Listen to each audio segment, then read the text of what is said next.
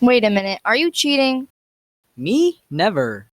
I can see the cards poking out of your shell. What?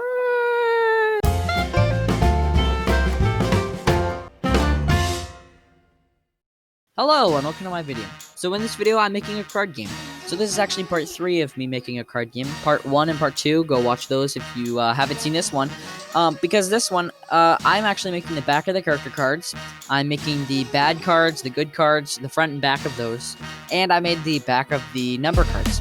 So in the last video, I made the number cards, and in the part 1, I made the character cards, which are basically the cards that you choose, and that's your character that you go throughout the game with. But then part 2, which was last video, I made the number cards, and in this video, I'm making the back of the number cards, which is just like that scribbly pattern and like a black background kind of thing. And then it's kind of empty, but that's good. That's kind of like the back of the number cards. But then the back of the bad cards and the back of the good cards, which is also what I made in this video, are pretty complicated. So they took me probably around 4 hours to do all these cards. So not that long. It took a lot shorter than I expected. And I am using Adobe Illustrator, so that really helps because Adobe is really easy to use. And yeah, so it gets things done pretty fast. So right here, I put text, or I made a text that was bubble letters, and it said good card, and then it said bad card.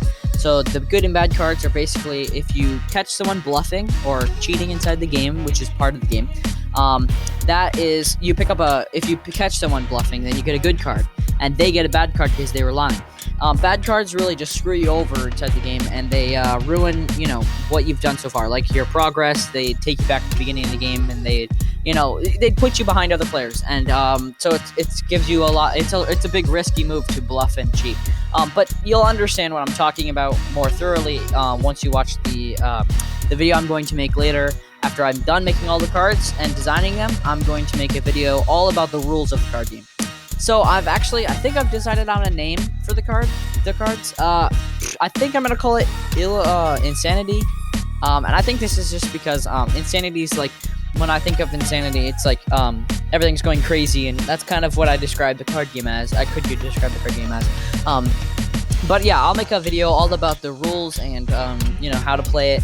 And I don't know if I'll have these up for sale, but I really want them to, because that would be really fun and interesting to do, a new experience. I think it's a pretty good thing in my portfolio too. So after I made the back of the good cards and the bad cards, I also made the front of them.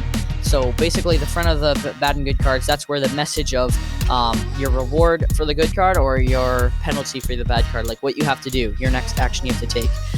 And I just put a text box, or I just put like a text or a rounded off rectangle, and then that's where the text would go, and then I put the little sticker the bad card, on the top of it, and I thought that looked pretty good. And then this is all of the cards I've made so far, and I really loved how those came out, and it's cool to see them all together. If you really like this video, please leave a like. It means a lot to me. And hit the subscribe button and ring the bell. Yeah, so I hope you enjoyed this video. Stay tuned for part 4, and I'll see you in the next one.